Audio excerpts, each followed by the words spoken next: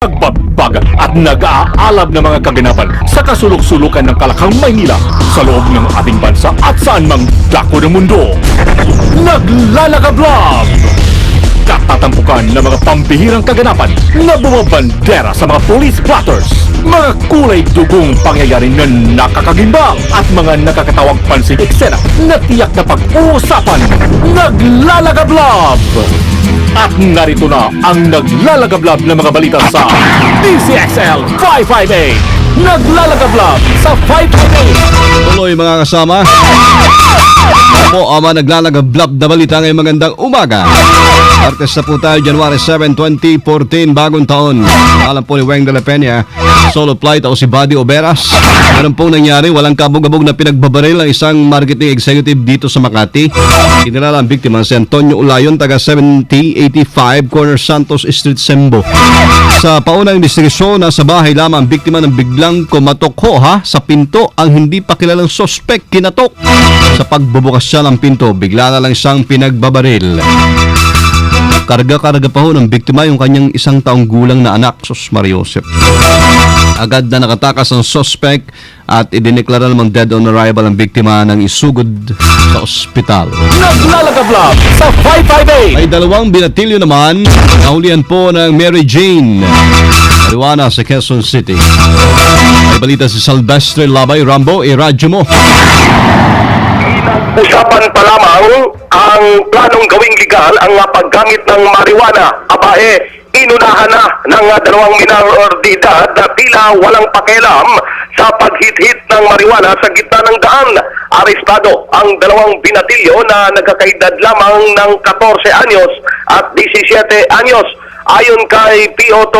Loribel Tombali ng Women's Section ng QCPD, naaktuhan ng nagrorondang mga barangay tanod ang 2 binatilyo na bunglayang nagtsutsungke o gumagamit ng marijuana sa kahabaan ng Kirayan Street sa barangay Doña Imelda, Quezon City. Ngayong umaga ay nakatakdang i-turn over ng mga tauhan ng QCPD Station 11 sa tanggapan ng Department of Social Welfare and Development ang mga naarestong minor de edad na aminadong matagal nang gumagamit ng marijuana. Kasama mo sa Quezon City para sa DCXO 558, Silvestre Labay. Tara!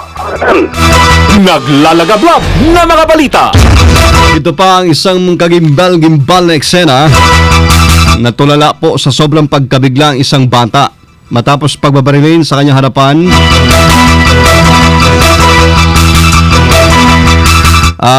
Ano ba ito? Boyfriend niya? Bata pa nga, di ba? Nako Mariosep, Binondo, Maynila. Sa paunang investigasyon din, sinundo ng biktimang si Mark Anthony Caden ang kanyang girlfriend galing na eskwelahan na mangyaring insidente. Nasaksiyan ng bata. Pauwi na po ang 2 ng biglang tambangan naman ito ng 4 na hindi pa kilalang suspect. Pinagbabaril ang biktima kung saan nagtamo ang binata ng 4 na tama ng bala sa dibdib, tagiliran at kaliwang bahagi ng likod. Tumakas, papalayo ang mga suspect, parang walang nangyari. Naglalagablab sa 558 DZXL. Bulat Palaro. Sports na muna tayo. Nakakarimarin po ang mga pangyayari. You shake my nerves and you rattle my brain. Too much your love drives a man insane. You broke my will, but what a thrill. Goodness gracious, great balls of fire. Kailangan po munang pag-isipan ng UAAP ang kanilang schedule of events at linawin ang eligibility issues. Maaaring lumitaw kaugnay sa pagpaplano ng mga member na mga pamantasan na rebisahin ang kanilang academic calendar para sa pagbukas nila sa Agosto o Setyembre. Ang basketball event na palaging dinadaos tuwing July, maaaring gawin sa dulong bahagi na po ng taon. Ayon kay UAAP Season 76 Secretary Treasurer Malu Isip ng Adamson, wala pang formal na ginagawang pag-uusap ang UAAP Board para sa darating pong season. Pinag-iisipan pa raw ng mga universidad sa bansa na isabay academic calendar sa mga counterparts sa Southeast Asia bilang paghanda sa ASEAN Economic Integration sa 2015 na, 2 years from now or 1 year from now. Sa ilalim po na nasabing setup, isusunod ang academic year sa September hanggang Hunyo mula sa dating schedule na June hanggang March. Naglalagablab sa 558 DZXL.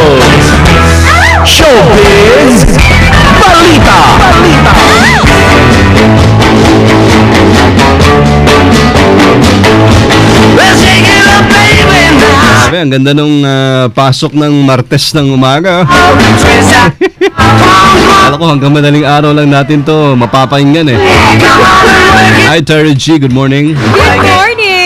Kapamilya pa rin ang Queen of All Media na si Chris Aquino. Sa official account nito sa photo website na Instagram, formal na kinlaro ni Chrissy na na-renew ang kanyang kontrata sa ABS-CBN Network na kanyang pinagsilbihan sa loob ng 18 years. Sa kanyang IG, makikita ang mas malaking logo ng Kapamilya Network na nakasailalim ang nasabing statement. Kindado rin ng TV host at actress na ni minsan ay wala siya nakausap sa big bosses ng GMA7 at nakilala rin niya si Mr. Pangilinan na boss naman ng isa ring rival network na TV5. Nagpasalamat naman din ang highest paid o highest taxpayer celebrity sa lahat ng kanyang fans sa patuloy na pagsuporta sa kanyang career bilang isang all-time TV personality. Magandang morning! Ito po si Terry G. Ikaw ba, nag-renew ka na ng kontrata? There! Dito Okay na. sa Remit. Oo naman, forever yan. Thank you, Terry G. Hindi gasgas, hindi umatras, medyo matulas. Ito ang Balitang Panghimagas. Eto na, masama si baby nyo, baby ko. Magandang umaga mga kasama sa Shanghai. Hi, morning. Sayang pala si Sir Weng. Bakit? Na-miss mo bigla? Hindi kasi from Taiwan tong balita ko, buti wala siya. Sayang, oo. Eh, ako pa naman, Napaka-strict. napaka-stricto ni Sir Weng, ano? Nangingiti yun ngayon. Pero pinaghandaan mo talaga. Hindi eh, kaya buti wala siya. Sige. Shaha. Ayan, pagdating sa kultura, tiyak na may pagkakaiba talaga ang bansang Taiwan sa China. Kahit na itinuturing nila itong bansang China, ang bansang Taiwan bilang kanilang isang probinsya, may isang bagay lang na siguradong pagkakasunduan nila. At ito ay ang si Yenzai, na ibinigay mismo ng bansang China sa kanila. Ano daw yun? Yenzai. Yensai.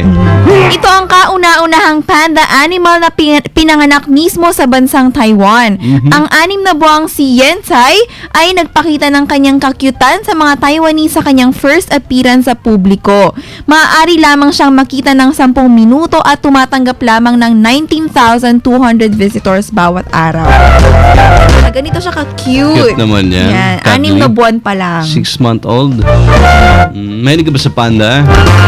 Okay lang. Ballpen lang ang kaya. Hindi. Masarap yan, ha? Tabi sa kama. Diba? Stop toys. May babatiin ka? Yung pagsalita yun, Wala naman. wala. Okay, sige. At yan po ang balitang panghimagas. Candice XL, Sinwon Chongsen, Washer, Phoebe, Tatak, Armen. Thanks, Miss Baby. Wala tuloy yung pipindutin ko dito. Ayun. DZXL Ulat Trapiko.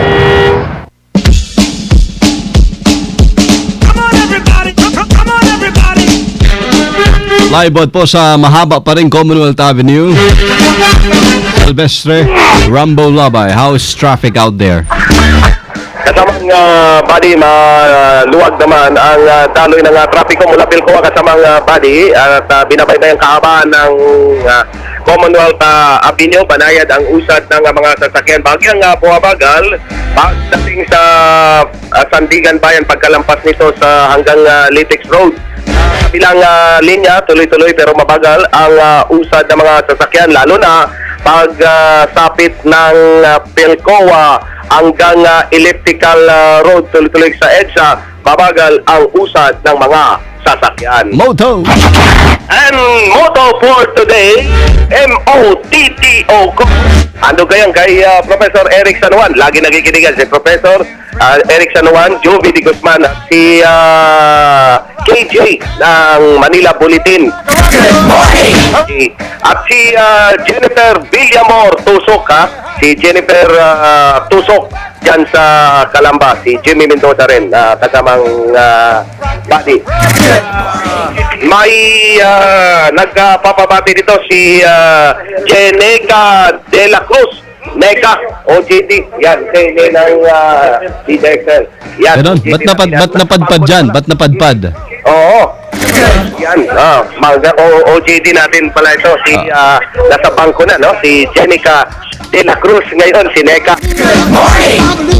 Okay, bago tayo mag-overtime, taga-moto. Ito, kasama nga buddy, life is like exercise. The harder it is, the stronger you become.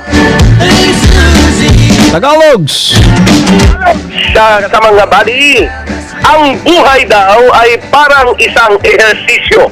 Habang ito'y humihirap, lalo kang pinapalakas at pinatatatag. Thank you, Rambo.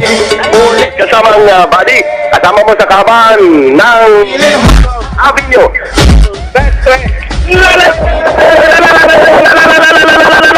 Labay, tatak, Armen.